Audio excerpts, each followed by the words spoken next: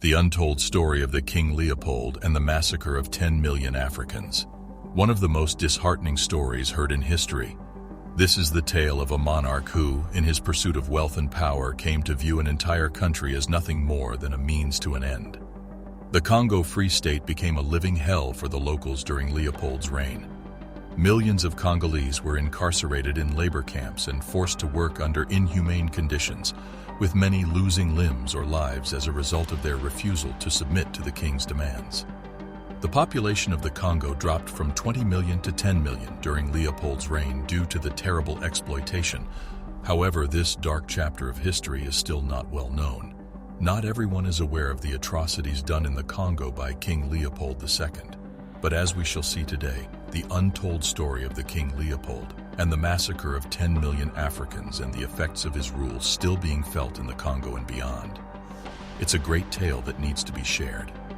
The atrocities committed in the Congo by King Leopold II must be understood from the very beginning of his rule.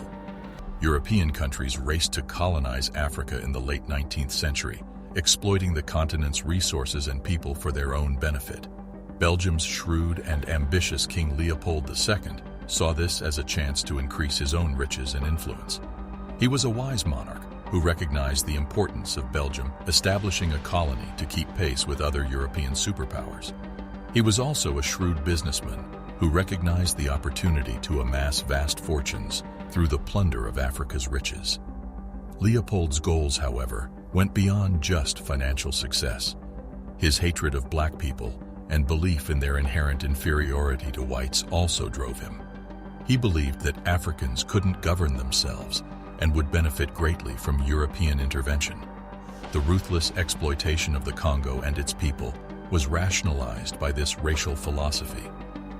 Leopold selected the huge region of Congo in Central Africa because of its rich flora, fauna, and mineral deposits. In 1876, he founded the International African Association to support academic endeavors and humanitarian efforts on the continent. He said he was sent to the Congo to spread Christianity and civilization to Africa, but his genuine intentions were entirely financial. He had hoped the group would pave the way for his colonial ambitions in Congo.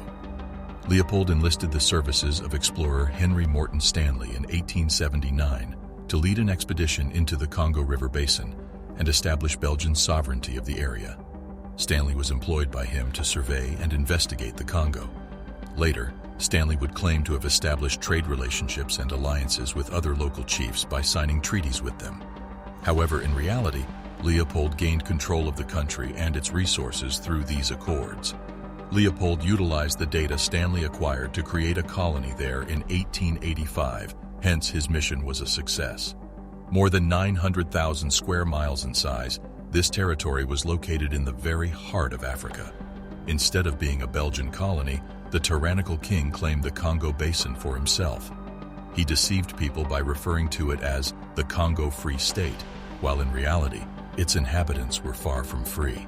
The population of the Congo Free State were Leopold's personal property, and he ruled them as his subjects.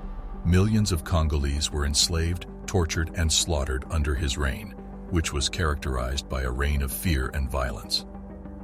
The Congolese people suffered under Leopold's rule due to forced labor, terrible violence, and widespread exploitation. His main motivation was making money in the rubber trade.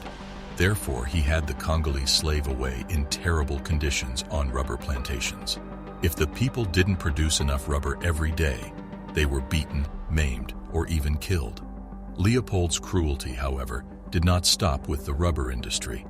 He also made the Congolese mine for copper and diamonds, with all the earnings going into his own pockets. Thousands of Congolese laborers died from sickness, malnutrition, and severe working conditions while constructing the MATADI-KINSHASA railway, which was built through slave labor. To keep the Congolese people under control and to impose his reign, Leopold also used a private army called the Force Publique. Soldiers of this army were infamous for their cruelty and had been documented committing horrendous acts of violence against innocent Congolese civilians.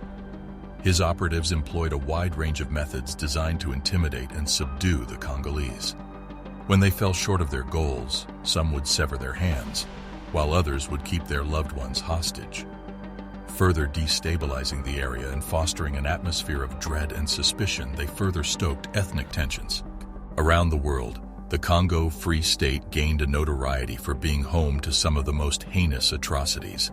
The atrocities that were committed in Congo while Leopold was in power were well known across the world.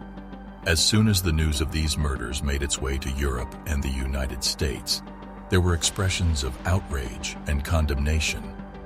As a response to the outcry from the general public, the Congo Reform Association was founded as a collection of individuals committed to putting an end to the atrocities that have been committed in the Congo.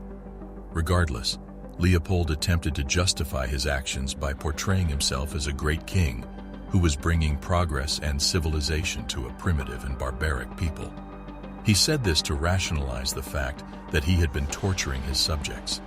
He gave an explanation for his power by saying that he was bringing peace to the region and protecting the Congolese from the brutality of other African tribes.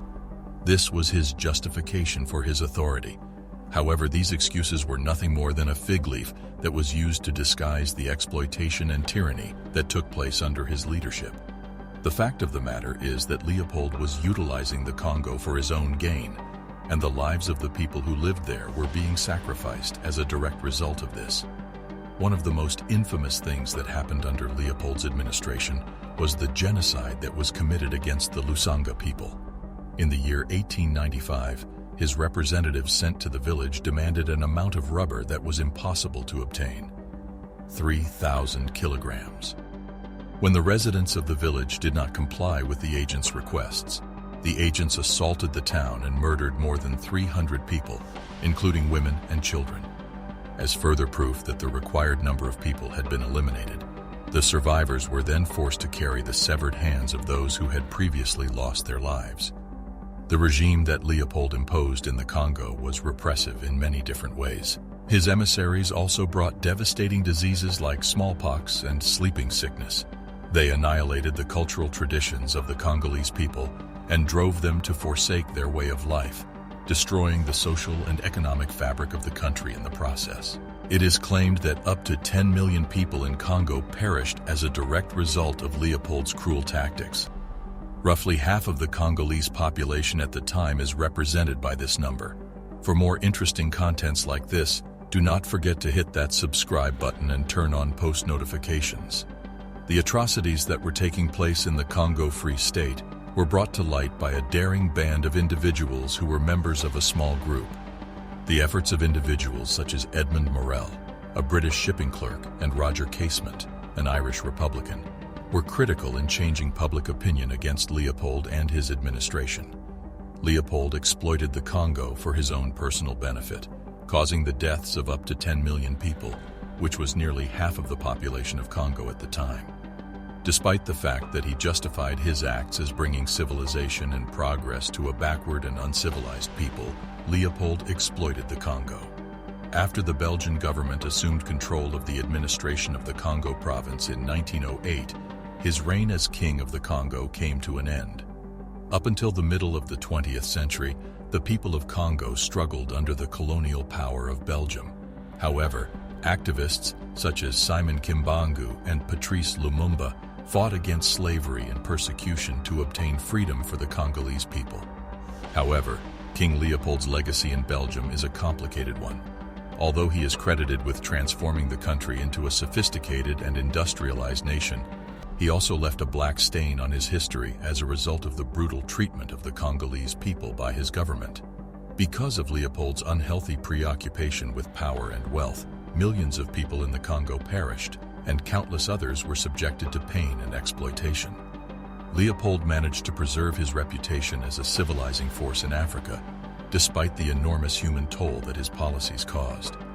In order to construct a future that is more equitable and just for all people, it is vital to acknowledge the ongoing legacy of colonialism and work towards justice and reconciliation.